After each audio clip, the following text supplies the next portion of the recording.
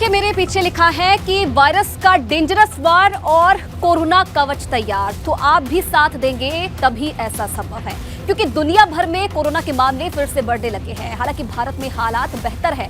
Christmas और नया साल करीब है। त्योहार और नए साल की खुशियों में कोई खलल ना पड़े, इसके लिए सावधानी बेहद जरूरी है। और ऐसे में एबीपी गंगा आपसे अपील करता है कि कोरोना पर जारी दिशा निर्देशों का पालन करें और खुद भी सुरक्षित रहे और दूसरों को भी सुरक्षित रखें।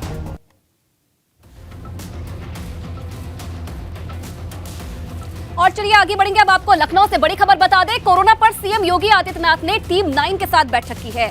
बैठक में कोरोना के बढ़ते मामलों को लेकर चर्चा हुई है और बैठक के बाद स्वास्थ्य मंत्री ब्रजेश पाठक बोले हैं कि सभी अस्पतालों को तैयारी रखने के निर्देश दिए गए हैं। सभी ऑक्सीजन प्लांट को सही रखने के निर्देश दिए हैं। चिंता की बात नहीं है, अभी भारत में समस्या नहीं है। हम पहले से सतर्क रहे, इसीलिए तैयारी की गई है। अभी एडवाइजरी जारी की गई है, आवश्यकता पड़ी तो सख्ती करेंगे। रेलवे स्टेशन, बस स्टैंड पर विशेष सतर्कता के निर्देश दिए गए हैं। तो स्वास्थ्य मंत्री ब्रजेश पाठक ने ये तमाम बड़ी बातें की है, क्योंकि कोरोना को लेकर आज सीएम की तरफ से ये समीक्षा बैठक बुलाई गई थी। टीम 9 के साथ बैठक की, कैसे इंतजाम है कोरोना को लेकर प्रदेश में, इसे लेकर आज समीक्षा की गई और इसमें स्वास्थ्य मंत्री भी मौजूद रहे। उनका कहना है कि आवश्यकता पड़ी तो सख्ती आगे की जाएगी। आज कोविड को लेकर के माननीय मुख्यमंत्री जी ने पूरे प्रदेश के उच्च अधिकारियों के साथ बैठक की है। तो जो कोविड को लेकर के दुनिया के दूसरे हिस्सों से खबरें आ रही हैं, उनको लेकर के उत्तर प्रदेश सरकार सतर्कता के साथ आगे बढ़ रही है। हमने ऐसे सभी स्थल जहां भीड़ भाड़ वाले हैं, वहां कोविड का प्रोटोकॉल पालन किए जाने के लिए सलाह जारी की है, एडवाइजरी जारी की है। और जितने भी हमारे हॉस्पिटल्स हैं, उसमें कोविड को लेकर जो हमारे आईसीयूज़ थे, उनको सक्रिय किया जाए, उनको ठीक किया जाए। हमारे जो ऑक्सीजन प्लांट्स हैं, उनको सुचारू रूप से चालू रखा जाए। और जितने भी हॉस्पिटल्स में कोविड को लेकर के पहले जो तैयारियां थीं, उनको पुनः हम पूरा करके करेंगे। और हर स्थिति से निपटने के लिए हमारी सरकार तैयार है। जो कोविड का नया वेरिएंट आया है, उसके मामले में भी यदि कोविड कोई पॉजिटिव पेशेंट पाते हैं तो उसकी भी हम जीनोम जांच करा करके अलग से उसकी केयर करेंगे और उसको आइसोलेट करेंगे। सर, ये कैसा वेरिएंट है, क्या खतरनाक बहुत है वेरिएंट? बिल्कुल सीमा जी, चिंता की कोई आवश्यकता नहीं है। हम सतर्कता इसलिए बरत रहे हैं कि दुनिया के दूसरे राष्ट्रों से खबरें कोविड की लेकर के चिंताजनक आ रही हैं। हम पहले से ही सतर्क होकर के काम कर रहे हैं। देखिए, अभी हमने कहा है कि भीड़ भाड़ वाले इलाकों पर कोविड प्रोटोकॉल के नियम का पालन करें, ऐसी एडवाइजरी हम जारी कर रहे हैं। मास्क लगाएं, सोशल डिस्टेंसिंग, इसके अलावा सैनिटाइजर का उपयोग करें, हैंड सैनिटाइजर का। अभी ये हमारी सलाह है उत्तर प्रदेश के सभी नागरिकों से, लेकिन जैसे जैसे आवश्यकता पड़ेगी हम इसमें और भी निर्देश जारी करेंगे। देखिए, अभी ये सलाह हमारी जो एडवाइजरी है प्रदेश के सभी नागरिकों पर और प्रदेश में आने जाने वालों के लिए है, लेकिन विशेष रूप से अभी हम कड़ाई नहीं करेंगे। लेकिन यदि आवश्यकता महसूस हुई तो आगे हम इस पे कुछ कार्रवाई भी करेंगे। देखिए, अभी ये कोई मरीज संदिग्ध है, उसे हम आइसोलेट करेंगे, उसकी जांच करेंगे। रेलवे स्टेशन, हवाई अड्डे और बस स्टेशन जहां भीड़ भाड़ वाले इलाके हैं, जैसे सिनेमा हॉल हैं, शॉपिंग मॉल हैं, वहां पर विशेष सतर्कता बरतने के निर्देश दिए हैं। चीन में ये खतरा काफी बढ़ रहा है। हाँ, चीन से आने वाले यात्रियों को लेकर विशेष अभी हमने चीन का अलग से कोई नहीं कहा है। चीन के साथ साथ जो विदेशी यात्री हैं, यदि कोई संदिग्ध मरीज है तो उसकी विशेष रूप से हम जांच करेंगे, आइसोलेट करेंगे। और चलिए इस खबर पर और ज्यादा जानकारी देने के लिए शैलेश अरोड़ा इस वक्त सीधा लाइव हमारे साथ जुड़े हैं। शैलेश, दुनिया भर में कोरोना का खतरा एक बार फिर से बढ़ने लगा है। उत्तर प्रदेश की बात अगर की जाए तो कितना तैयार है उत्तर प्रदेश ऐसी स्थिति से निपटने के लिए? और आज जो बैठक हुई है टीम 9 के साथ सीएम योगी की, उसमें कौन से ऐसे मुख्य बिंदु थे जिसपे विशेष तौर पर चर्चा हुई है? देखिए, आज जब मुख्यमंत्री ने बैठक की तो उसमें जो कुछ बिंदु थे जिन पर उन्होंने जानकारी ली, वो ये थे कि अभी पर वर्तमान में अगर देखें तो प्रदेश में कोविड के कितने एक्टिव केस हैं, 24 घंटे में कितने एक्टिव केस आए हैं, कितनी टेस्टिंग हो रही है, यानी रोज़ाना जो संख्या है वो कितनी हो रही है, उसमें कितनी पॉजिटिविटी रेट आ रहा है, प्रदेश में कितने बेड हैं, कितने आईसीयू हैं, ऑक्सीजन प्लांट की क्या व्यवस्था है। ये सारे आंकड़े पहले तो मुख्यमंत्री देखिए वहाँ पर लिए खुद डिप्टी सीएम ब्रजेश पाठक जो स्वास्थ्य मंत्री भी हैं वो मौजूद थे, वो एक पूरी शीट लेके देखे गए थे, उन्होंने वो वहाँ पर दिखाई। इसके बाद में वहाँ पर स्वास्थ्य विभाग के अधिकारी, तमाम और अधिकारी भी थे। ये सारी चीज़ें देखने के बाद जो निर्देश थे वो पहले देखिए आंकड़े भी जरूर बताना चाहेंगे। इस समय प्रदेश में अगर बात करें तो कोविड के 62 एक्टिव मामले चल रहे हैं। इसके अलावा अगर जांच की बात करें तो 20,000 से ज़्यादा टेस्टिंग 24 घंटों के दौरान उत्तर प्रदेश में हुई है, लगभग 22,000 के आसपास। तो अब जो मुख्यमंत्री के निर्देश हैं वो ये हैं कि उन्होंने कहा एक तो जितने भी उपकरण पहले इस्तेमाल होते रहे हैं कोविड के काम को लेकर, चाहे वो आईसीयू हो, ऑक्सीजन प्लांट हो, वेंटिलेटर हो, उन सभी को एक बार फिर से दिखवा लिया जाए। कहीं पर कोई समस्या आए तो उसको दुरुस्त कराया जाए। अभी हाल ही में देखिए मामला आया था, एबीपी गंगा ने भी उठाया था कि किस तरह से प्रदेश में 6 मेडिकल कॉलेज में लगभग 182 वेंटिलेटर जो हैं वो ख़राब पड़े, मरम्मत होनी है। इस बारे में भी हमने डिप्टी सीएम ब्रजेश पाठक से पूछा तो उन्होंने कहा कि आज की बैठक में ये विषय भी उठे थे कि जो इस तरह से वेंटिलेटर या अन्य उपकरण हैं तो उनको लेकर ये साफ कर दिया गया अधिकारियों को, जल्द से जल्द उनको दुरुस्त करा लिया जाए। दूसरी चीज़ की अगर बात करते हैं तो सख्ती की जहाँ तक, तो मास्क और सैनिटाइज़र अभी ये जागरूकता के तौर पर लोगों से कहा जाएगा कि मास्क लगाइए, भीड़ भाड़ में ना जाइए, क्योंकि आगे देखिए 25 तारीख क्रिसमस आएगा, फिर न्यू ईयर के सेलिब्रेशंस हैं, तो लोगों से ये अपील की जाएगी कि वो भीड़ भाड़ वाले इलाकों में ना जाएं, मास्क लगा कर जाएं। हालांकि इसे लेकर यानी मास्क को लेकर अभी कोई सख्ती इस तरह की नहीं होगी कि किसी के ऊपर कार्रवाई कर दी जाए अगर नहीं लगाता है तो फिलहाल ये निर्देश जारी किए गए हैं। इसके साथ में जो टेस्टिंग की संख्या है उसको भी अब बढ़ाया जा सकता है। दूसरी चीज़ जो वैक्सीनेशन का काम है उसके बारे में आज पूरी डिटेल भी ली गई और कहा गया कि जिनका चलिए बिल्कुल, अगर कुल तौर पर देखा जाए शैलेश, तो आने वाले समय में अगर सावधानी नहीं बरती गई जनता की तरफ से तो सख्ती भी सरकार की तरफ से की जा सकती है। बहुत धन्यवाद आपकी तरफ से तमाम जानकारी के लिए। और चलिए आगे बढ़ेंगे। एक बड़ी खबर आपको बता दें, नोएडा सेक्टर 67 में एक कंपनी में भीषण आग लग गई। मौके पर दमकल विभाग की 6 से ज्यादा गाड़ियां पहुंच चुकी हैं और आग पर काबू पाने की जद्दोजहद में जो दमकल कर्मी हैं वो जुटे हुए हैं। तो ये बड़ी जानकारी मिल रही है।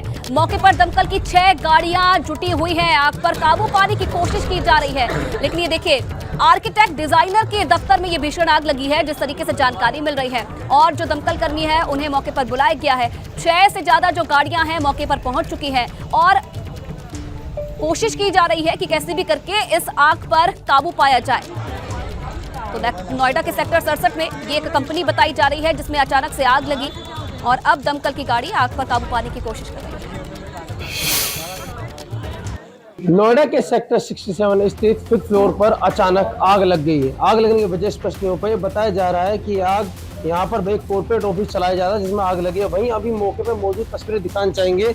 हम 5th फ्लोर पर ही मौजूद हैं और तस्वीरें देख सकते हैं किस तरीके से दमकल विभाग द्वारा कड़ी मशक्कत के बाद आग पर लगभग काबू पाने की जिद्दोजहद जारी है और काफी हद तक काबू पा भी लिया गया। देखिए मौके पे खुद CFO यहाँ पर मौजूद है, वह आला अधिकारी मौजूद से बात कर। सर, ये आग लगने की वजह क्या है? इनिशियली ये शॉर्ट सर्किट है। हमें 10:25 पे सूचना मिली कि सेक्टर 67 B34 के 5वें तल्ले पे आग लगी है। त्वरित कार्रवाई करते हुए हमारी गाड़ियां यहाँ पहुंची हैं। हम लोगों ने मौके पे मुआयना किया है। ऊपर में कोई आदमी फंसा हुआ नहीं पाया गया है। उनके स्प्रिंकलर सिस्टम्स काम किए हैं जिसकी वजह से आग का जो है फैलाव ज़्यादा नहीं हो पाया है। सबसे बड़ी बात यह है कि किसी को कोई जनहानि की अभी तक सूचना नहीं है। नोएडा संगीत कौशिक, एबीपी गंगा।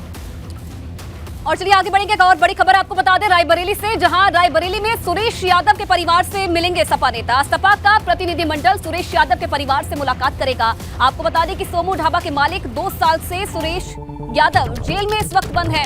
अखिलेश यादव के निर्देश पर सुरेश यादव के परिवार से सपा नेता मिलेंगे। आपको बता दें सोमू ढाबा पर हुई कार्रवाई को लेकर डीएम से भी सपा नेता मुलाकात करेंगे। सपा के डेलीगेशन में नरेश उत्तम पटेल, पंकज मलिक शामिल है। सपा विधायक अतुल प्रधान और रायबरेली के 4 विधायक भी इस डेलीगेशन में शामिल हैं। तो ये बड़ी खबर मिल रही है। सोमू ढाबा के मालिक से मुलाकात करेंगे सपा के डेलीगेशन। अखिलेश यादव की तरफ से निर्देश दिए गए हैं और अब जल्द ही जो सपा का ये डेलीगेशन है वो सुरेश यादव के परिवार से मुलाकात करेगा। और अगली बड़ी खबर श्रावस्ती से है, जहां श्रावस्ती में ट्रक गहरी खाई में गिर गया। ईंट से भरा ट्रक खाई में गिरने से ड्राइवर घायल हो गया है। नेशनल हाईवे 730 के मोहनीपुर के पास यह हादसा हुआ है और कोहरे की वजह से ट्रक खाई में गिरा। ड्राइवर को अस्पताल में भर्ती करवाया गया है। ये तस्वीरें भी आप देख रहे हैं मौके की, किस तरीके से कोहरे की वजह से अचानक से जो ये ट्रक था वो खाई में गिर गया। ईंट से भरा ये ट्रक बताया जा रहा है जो कि अचानक से खाई में गिर गया। हालांकि ड्राइवर इसमें घायल हो गया है जिसे अस्पताल में भर्ती करवाया गया है। इधर मुजफ्फरनगर में बन रहे पानीपत खटीमा राजमार्ग पर हाईवे के अंडरपास और सड़क की हाइट को लेकर पिछले 20 दिनों से भारतीय किसान यूनियन के बैनर तले ग्रामीण धरने पर बैठे हैं। भारतीय किसान यूनियन के राष्ट्रीय प्रवक्ता राकेश टिकैत धरना स्थल पर पहुंचे। राकेश टिकैत ने कहा कि जहां जहां गांव के चक्रोड़ आते हैं वहां एनएच वाले अंडरपास बनाए। अंडरपास है जो सड़कें बन रही मुजफ्फरनगर में और शामली में। ये मुजफ्फरनगर और शामली के लोग आंदोलन के नाम से जाने जा। पूरे देश में ये कट दुआवे हाईवे है, वहाँ पे अंडरपासों की हाइट बढ़वावे हैं और इनका मामला है इन्हें अपने ही काम के लिए अब धरने प्रदर्शन करने पड़ रहे। यहाँ एनएच वाले आके जहाँ जहाँ इनके कटाने जहाँ कुछ चक्रोड़ जा रही है उसके वहाँ को तो निकलेंगे अंडरपास। और यहाँ पे गन्ने की बेल्ट है पूरी ये, इनकी हाइट कितनी होनी, ट्रक में गन्ना डालकर उसकी नपाई कर लो वो उसका माप है। ये फिट्टे और फित्ते वाले नहीं है, ये तो नपाई फिजिकल रूप से करे गन्ने के ट्रक को भर के। इधर पीलीभीत में सांसद वरुण गांधी ने परिषदीय स्कूलों में फर्नीचर उपलब्ध कराया है। जिन स्कूलों में फर्नीचर नहीं थे वहां के बच्चों के लिए कुर्सी और मेज की व्यवस्था करवाई है। इस मौके पर बच्चों और उनके परिजनों को संबोधित करते हुए वरुण गांधी ने कहा कि शिक्षा के लिए वो सबकी मदद करते रहेंगे और अपनी सांसद निधि नाली खंडजे बनवाने की जगह अपने इलाके के बच्चों की पढ़ाई पर खर्च करेंगे। वरुण गांधी ने अपनी सरकार की शिक्षा नीति पर भी सवाल उठाए और कहा कि वो देश की राजनीति करते हैं और उन्हें जात पात हिंदू मुस्लिम वोट बैंक की राजनीति पसंद नहीं है।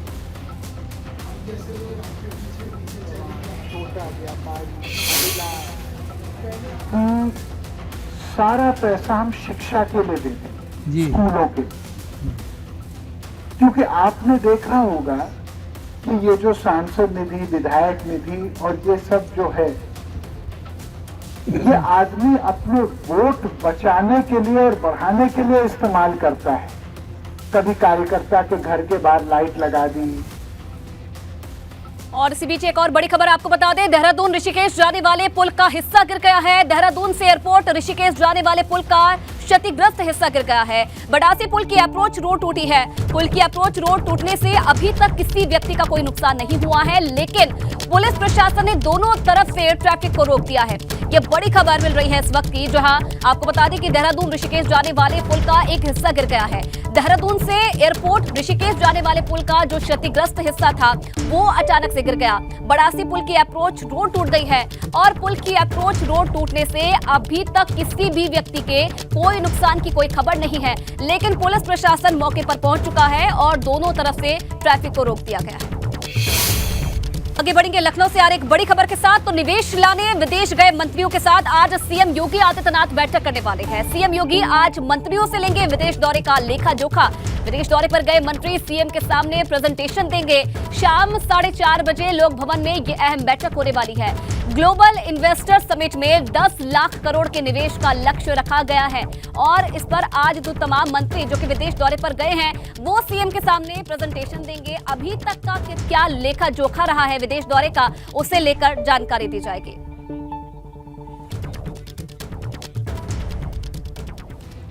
तो इन देशों से निवेश का प्रस्ताव है। बात करें तो अमेरिका, ब्रिटेन से 4 लाख करोड़ का जो निवेश का लक्ष्य है वो रखा गया है। जर्मनी की अगर बात की जाए तो यहां से 40,000 करोड़ का लक्ष्य रखा गया है।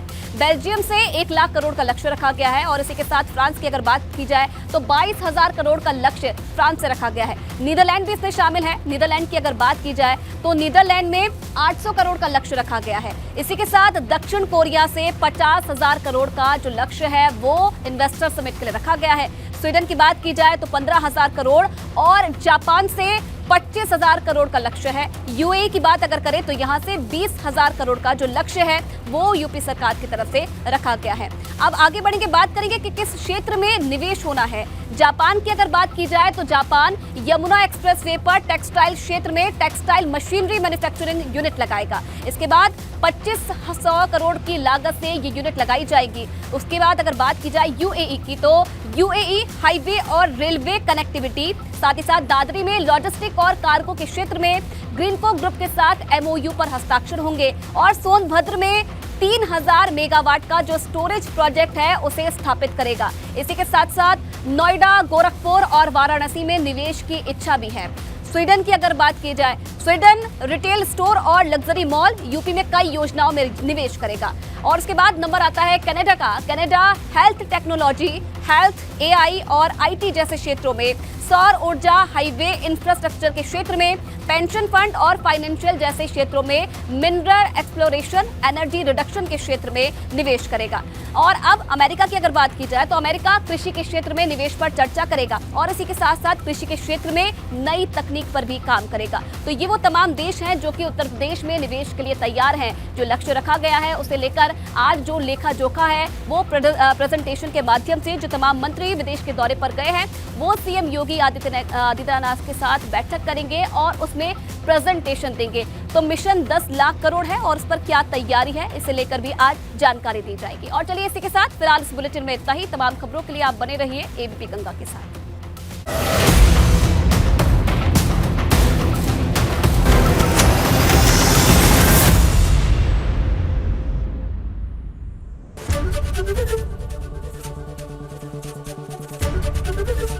एबीपी गंगा, खबर आपकी, जुबान आपकी।